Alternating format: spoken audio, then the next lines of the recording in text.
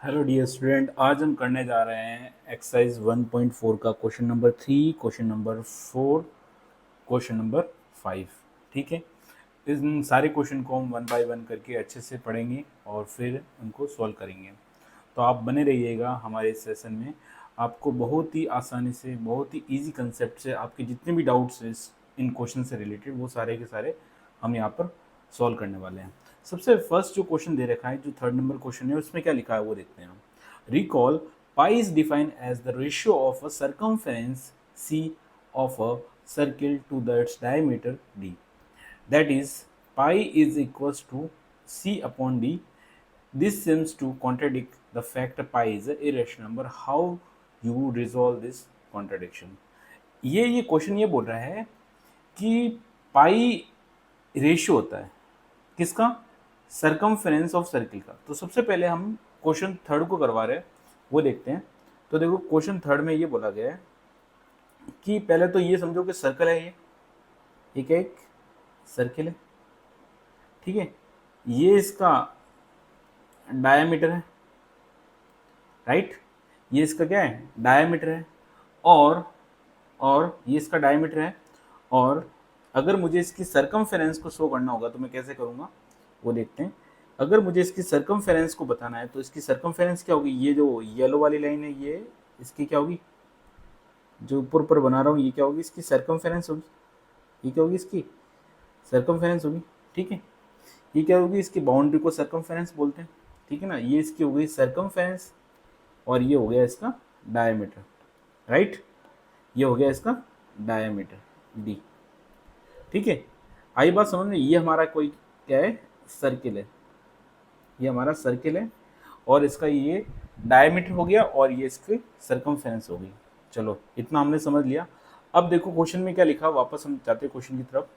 इसमें बोला है, रिकॉल करना है, अब pi is defined as the ratio of circumference of circles to diameter. कि मतलब कि जो पाई है ना, पाई क्या है? पाई है सी अपॉन डी। पाई क्या है? सी अपॉन डी, है ना। आगे बात सुनने, सी अपॉन डी है पाई, ठीक है। और फिर उसके बाद में क्या बोला है? This seems to contradict the fact pi is a irrational number. अब देखो, एक तब तो पाई को बोल रहे इरेशनल नंबर। हमने पहले क्या पढ़ा? पाई इरेशनल नंबर है, ठीक है ना। पाई क्या है? इरेशनल नंबर है। और यहाँ पर सी और डी है, और सी कोई ना कोई फाइनाइट होगा, है ना। सी कोई फाइनाइट होगा, मतलब कि जिसको मेजर कर सकते हैं। सरकमफेरेंस को अगर हम किसी कोई इंच टैप से या किसी से मेजर करें तो कर सकते हैं। और डी भी क्या होगा? फाइनाइट होगा, है ना। डी भी क्या होगा? फाइनाइट होगा, ठीक है।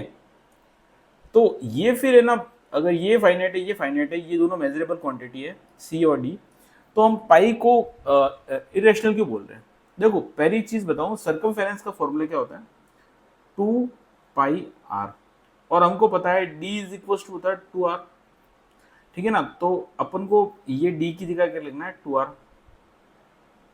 2 आर, तो ये आर से आर गया और 2 से 2 गया, ठीक है।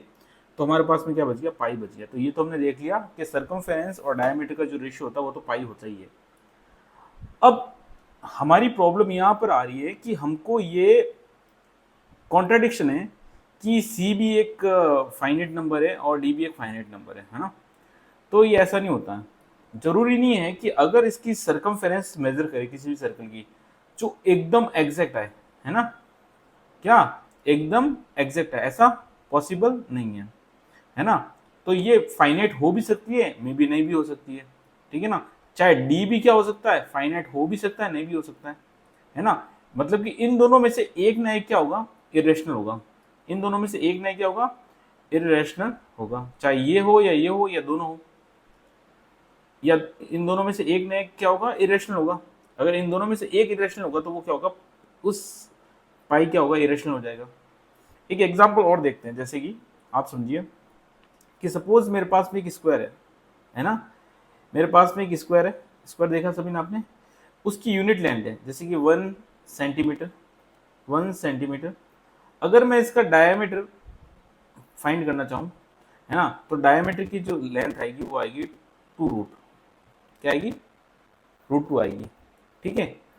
अब जो, अब ध्यान सुनना, जो डायमीटर है स्क्वायर का जो डायमीटर है वो क्या है, इसका जो डायमीटर है वो क्या है, ध्यान से देखिए, इसका डायमीटर कुछ नहीं है, इसका डायमीटर है √2, और √2/1, है ना। मतलब कि डायमीटर क्या होता है, डायमीटर होता है किसी भी स्क्वायर का डायमीटर और उसकी साइड, यूनिट साइड है, ये क्या 1 के नीचे साइड है ना। तो देखो डायमीटर क्या आ गया हमारा, सॉरी इसको डायमीटर नहीं बोलेंगे, मैं खुद से डायमीटर बोले जा रहा हूँ, इसको क्या बोलेंगे, डायगनल, क्या बोलेंगे, डायगनल, ये क्या है, डायगनल है, ठीक है ना। तो ये डायगनल होगी, जो ये डायगनल और इसके साइड का रेशियो क्या होगा, 2 रूट होगा, ये इसकी डायगनल और इसका रेशियो क्या होगा, 2 रूट होगा। तो मतलब कि √2 और 1, तो √2 तो क्या है, रेशनल है, ठीक है ना। तो हमेशा ऐसा नहीं है कि सिर्फ इसी में ही है। तो ये इस वाले एग्जांपल में देखा कि डायगोनल जो होती है स्क्वायर की, वो क्या होता है, √2 एक यूनिट लेंथ का कोई स्क्वायर है, उसकी डायगोनल क्या होती है, इसकी डायगोनल कुछ नहीं होती है, √2/1 होती है, और 1 क्या होती है, साइड है ना। 1 एक रैशनल नंबर है और ये एक इरेशनल नंबर है, तो ये इसका आंसर क्या है, इरेशनल नंबर। तो इसी तरीके से हम कह सकते हैं कि इन दोनों में से सी और डी दोनों में से कोई ना कोई क्या होगा, एक इरेशनल होगा, और इसको एक एग्जैक्टली मेजर नहीं कर सकते, तो हम कहेंगे कि ये क्वेश्चन इस तरीके से आपको समझाना है कि ये कॉन्ट्राडिक्शन ऐसे से होगा, ठीक है ना। इसको हम ऐसे रिजॉल्व करेंगे ये चीज़ें। नेक्स्ट क्वेश्चन है वो क्या है, फोर्थ क्वेश्चन, वो देखिए, ठीक है। फोर्थ नंबर क्वेश्चन क्या है वो देखते हैं।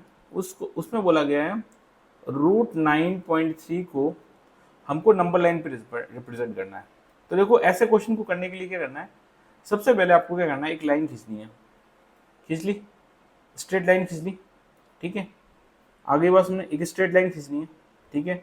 और वो कितनी खींचनी है, वो खींचनी है आपको, सपोज ये ए और ये बी है ना। वो लाइन खींचनी है जितनी आपको क्वेश्चन में पूछा गया, 9.3 सेंटीमीटर की खींच दी।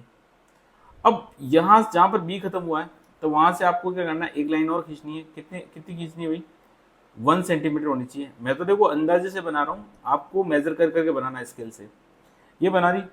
अब क्या करना है कि आपको कंपास की हेल्प से इसका, इस जो ए सी लाइन है इसको बाइसेक्ट करना, मतलब कि इसका मिड पॉइंट निकालना है ना। तो मिड पॉइंट कंपास की हेल्प से कैसे निकालेंगे, एक इधर चाप लगाएंगे, एक इधर से चाप लगाएंगे, वैसे एक नीचे चाप लगाएंगे, ऐसे नीचे चाप लगाएंगे, फिर इस लाइन को अगर डॉट डॉट मिलाएंगे तो इसके सेंटर से निकलेगी, ये बाइसेक्ट हो जाएगी। फिर बाइसेक्ट होकर क्या करना है, ए पॉइंट में जो कंपास का जो नुकीला सिरा रखता है, और जो पेंसिल को यहाँ पर रखना है, पेंसिल को यहाँ रखना है, ओ पॉइंट पर रखना है, ये ओ पॉइंट है, ठीक है ना। सॉरी, नुकीले सिरों को ओ पॉइंट पे रखना है और पेंसिल को यहाँ रखना है ए पे। तो उससे तुमको क्या मिल जाएगा, एक सेमी सर्कल मिल जाएगा, ये ऐसा कुछ सेमी सर्कल मिल जाएगा, ठीक है ना। तो हमको यहाँ से क्या मिलेगा, एक सेमी सर्कल मिलेगा, यहाँ से हमको क्या मिलेगा, एक सेमी सर्कल मिलेगा, ठीक है। तो यहाँ से हमको क्या मिलेगा, एक सेमी सर्कल मिलेगा। इस सेमी सर्कल को यहाँ से डी से परपेंडिकुलर लाइन बढ़ा देना, यहाँ से डी से परपेंडिकुलर लाइन बढ़ाएंगे, ठीक है ना। तो ये जो लेंथ होगी, ये जो लेंथ होगी वो कितनी होगी, √9.3 होगी, ये जो लेंथ होगी √9.3 होगी, ठीक है ना। इस पॉइंट को नाम दे दो डी, इस पॉइंट को नाम दे दो डी, नाम दे दो। अब क्या करना है, ध्यान से देखिएगा, अब मुझे क्या करना है कि जो मेरे को डी पॉइंट मिल गया है ना, अब मुझे क्या करना है, कंपास और पेंसिल को जो सेट किया हुआ था, ठीक है, जो कंपास और पेंसिल को जो मैंने सेट किया था, उसमें क्या करना है, जो कंपास का नुकीला सिरा है उसको मुझे रखना है किस पे, बी पे रखना है, और पेंसिल को रखना है मुझे डी पे, इतना खोल के। और जैसे खोल के ऐसे घुमाऊंगा ना, तो मुझे कुछ ऐसा मिलेगा, है ना, ये यहाँ तक आएगा। तो देखो ये फील करो कि ये जो पॉइंट है यहाँ पर मिला, इसको मैं मान लेता हूँ ई पॉइंट मिला, ठीक है ना। तो डी बी या B D is equals to B E, ये दोनों इक्वल होंगे, क्यों होंगे, क्योंकि ये दोनों क्या है, रेडियस है। ये जो सर्किल बनने वाला था, ये ऐसे ऐसे ऐसे करके ये सर्किल बनने वाला था, इसकी रेडियस है, तो इक्वल होंगे। तो हम कह सकते हैं अगर मेरा ये 0.0 सेंटीमीटर है, ये 1 सेंटीमीटर है, ठीक है, तो ये मेरा कितना होगा, यहाँ से लेके यहाँ से लेके यहाँ तक जो पूरी डिस्टेंस होगी, यहाँ से लेके यहाँ तक वो जो मेरी पूरी डिस्टेंस होगी वो कितनी होगी, वो होगी मेरी 9.3, √9.3। ये मेरी जो डिस्टेंस होगी वो कितनी होगी, √9.3 सेंटीमीटर, ठीक है ना, √9.3 सेंटीमीटर डिस्टेंस होगी। तो इसी तरीके से हमने क्या कर लिया, ये क्वेश्चन कर लिया। ठीक है, आपको एकदम मेजर कर करके सारी चीज़ें बनानी, मैंने एक कॉन्सेप्ट को समझाने के लिए आपको स्टेप बाय स्टेप समझाया कि कैसे करना है। ठीक है, अब जो नेक्स्ट क्वेश्चन है वो क्या है देखते हैं। नेक्स्ट क्वेश्चन है फिफ्थ क्वेश्चन। फिफ्थ क्वेश्चन में बताया है कि rationalize the denominator of following. इनके जो डिनोमिनेटर हैं उनको रैशनलाइज करना है। इनके जो डिनोमिनेटर है उनको क्या करना है, रैशनलाइज करना है। तो फर्स्ट क्वेश्चन में उठाता हूँ, है ना, मैं फर्स्ट क्वेश्चन यहाँ से उठाता हूँ। फर्स्ट क्वेश्चन उठाया मैंने यहाँ से, क्या है, फर्स्ट क्वेश्चन है मेरा 1/, ठीक है ना, फर्स्ट क्वेश्चन मैंने लिख दिया 1/√7। अब क्वेश्चन में बोला गया डिनोमिनेटर को क्या बनाना है, रैशनलाइज करना है। तो √7 अपॉन ऊपर और नीचे √7 से मल्टीप्लाई कर देंगे। ठीक है, आगे बात समझ में। तो देखो ऊपर हो गया √7 को 1 से मल्टीप्लाई करेंगे, इनको दोनों को मल्टीप्लाई करेंगे तब आएगा √7, और इन दोनों को मल्टीप्लाई करेंगे तो 7। तो ये हमारा आंसर आ गया फर्स्ट का, √7/7। इसी तरीके से हमारा जो इसके बाद वाला क्वेश्चन है वो क्या देखते हैं। इसके बाद वाला क्वेश्चन है, सेकंड क्वेश्चन है 1/√7 माइनस 1/7। सेकंड क्वेश्चन है जो कि है 1/√7 माइनस √6। तो हम क्या करेंगे, नीचे वाले टर्म को, डिनोमिनेटर को करना हमको रैशनलाइज। तो देखो √7 प्लस √6। अब तुम बोलोगे प्लस क्यों, क्या यहाँ पर जो साइन होता है यहाँ माइनस है तो यहाँ प्लस करना है, और मैथ्स का रूल है दोनों तरफ बैलेंस करना, तो ऊपर भी यही करो। ये कर लिया, ऊपर आ गया √7 प्लस √6 ब्रैकेट क्लोज, और नीचे देखो, नीचे वो वाली प्रॉपर्टी लग जाएगी, a² minus b² is equal to a plus B, a minus B, है ना, या फिर a minus B equal to a plus B, ये होता है। ठीक है, ये दोनों बात सेम है, ये और ये दोनों का मतलब क्या है, a² माइनस b² होता है। मल्टीप्लाई में आगे पीछे लिखा हुआ, कोई दिक्कत नहीं है। तो मैं इस पूरे की जगह क्या लिख सकता हूँ, इस पूरे की जगह नीचे वाले की जगह लिख सकता हूँ 7/7 का स्क्वायर माइनस √6 का स्क्वायर। तो ऊपर रह गया √7 प्लस √6, और नीचे आ गया 7 माइनस 6, क्योंकि ये रूट ने, स्क्वायर ने रूट को काट दिया। तो मैं इसको लिख दूंगा √7 प्लस √6/1। तो इसका आंसर आएगा √7 प्लस √6। इसका फाइनली आंसर ये आ जाएगा। ठीक है, तो ये क्वेश्चन हमने कर लिया। उसके बाद वाला क्वेश्चन क्या है वो देखते हैं। इसके बाद वाला क्वेश्चन ये है 1/√5 प्लस √2।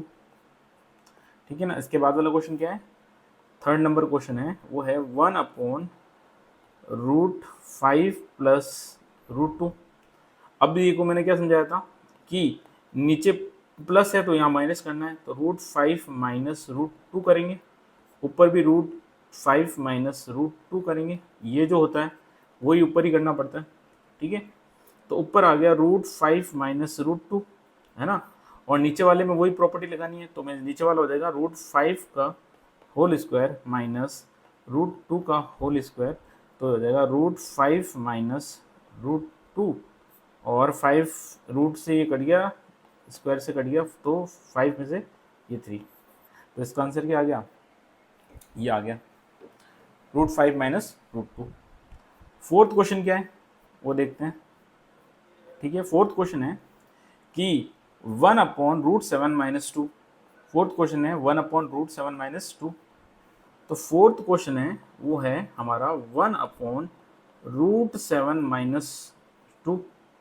रैशनलाइज कर लेते हैं, तो हम इसको लिखेंगे, इसको हम लिखेंगे, रैशनलाइज करेंगे तो इसको मैं लिखूंगा, ब्रैकेट लगाएंगे यहाँ पर, √7 प्लस √2, है ना, और √7 प्लस √2 ऊपर भी किया, तो ऊपर तो आ जाएगा √7 प्लस √2, और नीचे आ जाएगा वही प्रॉपर्टी √7 का स्क्वायर माइनस 2 का स्क्वायर। ठीक है, तो √7 प्लस 2, और नीचे रूट से ये स्क्वायर कट गया, तो इधर आ गया 7 माइनस 4। ठीक है ना, तो आंसर आएगा √7 प्लस टू, और ये आ गया नीचे 7 माइनस 4 ये 3। तो ये हमारा आंसर ये आ गया √7 प्लस 2/3। तो इसी तरीके से हमने पूरी एक्सरसाइज जो क्वेश्चन नंबर 3, 4 एंड 5 हमने कंप्लीट कर लिया है। अगर आपको इस क्वेश्चन में कोई भी दिक्कत आई हो किसी भी क्वेश्चन में, तो आप कमेंट सेक्शन में लिखिए। ज़्यादा से ज़्यादा इस वीडियो को शेयर कीजिए, चैनल को सब्सक्राइब कीजिए। Thank you so much.